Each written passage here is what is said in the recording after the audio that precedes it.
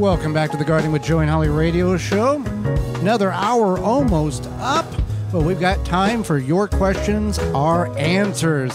If you've got a question, you can certainly send that over to us via email to gardentalkradio@gmail.com.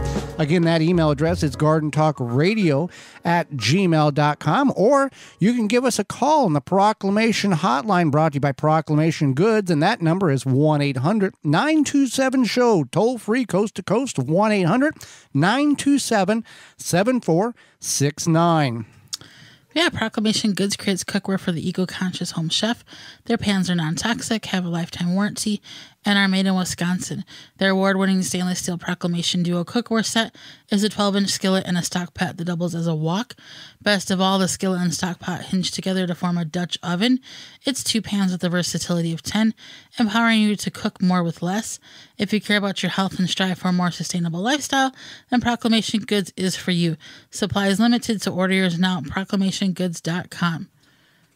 Well, we had a number of questions come in this week. We're going to go to the phone, and we had a call from a gentleman. He did not leave his name, but he had a question, and he's listening to us from WHKW, 1220 AM, the word Cleveland, and we'll see what he has to ask.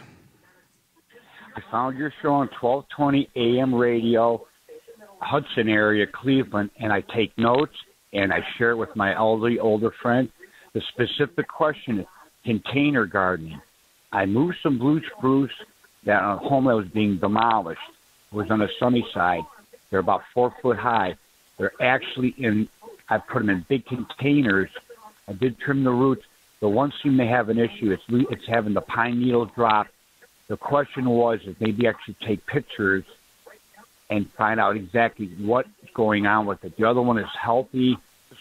It's just amazing and so much information I'm learning from your show I found on 1220 AM radio, and I'm sharing with all my friends. Thank you so much. Talk to you later. All right. Well, we appreciate you calling in, leaving a message, and we will address your question here.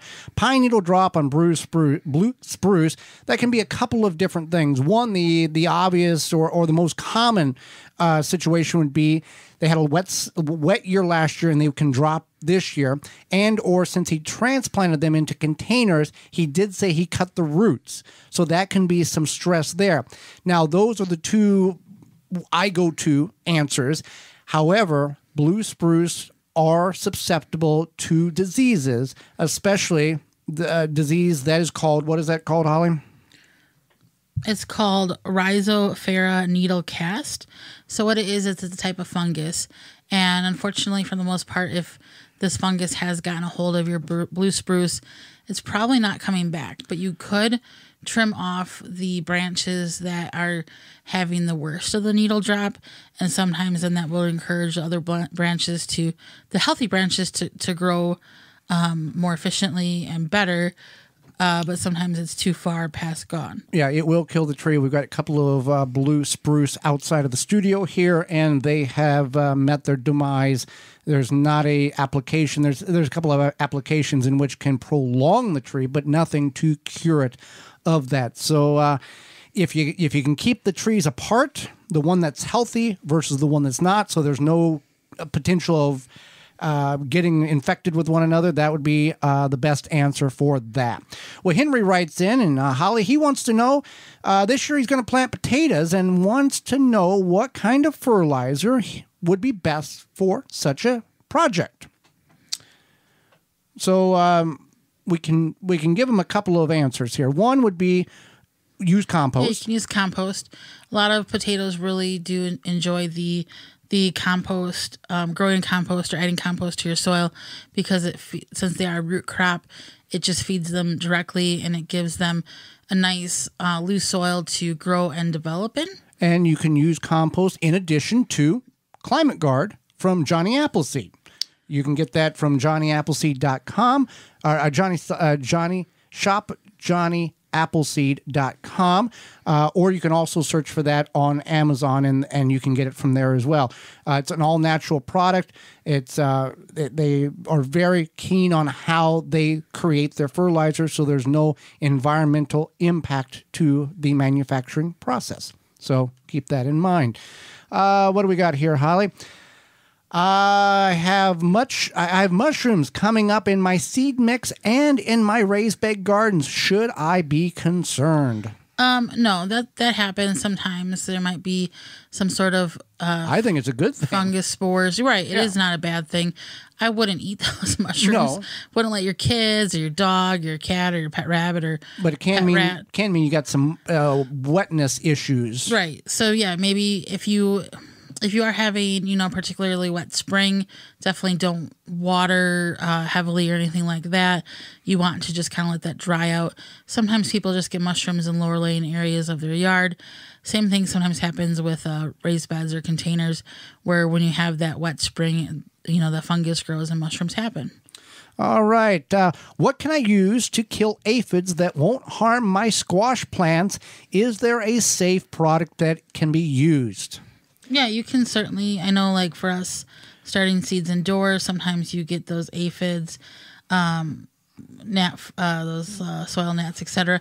You can use the amazing Dr. Zymes, and they have use the eliminator 3 days in a row, then once weekly. And what it will do is it'll help get rid of those aphids. Yeah, you can use that outdoors, indoors as soil drench. You don't necessarily. You can get your free two eliminator concentrated samples, 2 ounces each, free with. Just pay for shipping. You go to Dr. Zymes /Garden Talk. That's Dr. Zymes, ZYMES.com/Garden Talk. If you forget that, just go to our parent website, thewisconsinvegetablegardener.com, and click on the money tab at the top of the page. Scroll down, it's right there. It'll navigate you right to the proper page in order for you to get those items for the 2 samples for free. You just got to pay shipping and handling. And once you get them and use them, you won't go back to anything else. Absolutely amazing product that is safe for everybody in your family. Here's another question, Holly. I read that I should trim the green tops of my onions to promote bulb growth. Is this true? And when should that trimming take place? How short should they be? Is there any truth to this? Or with this for the onions and the leeks? Or is this just a garden myth? Sure. So I'm assuming this is for seedlings. Yes. Yeah. So you want to trim them down just a couple inches. It will encourage bulb growth, but it also. This is for onions. Leeks you don't trim. Right. Leeks you don't trim. Exactly. And you would do this for the onions to encourage bulb growth, as you have heard.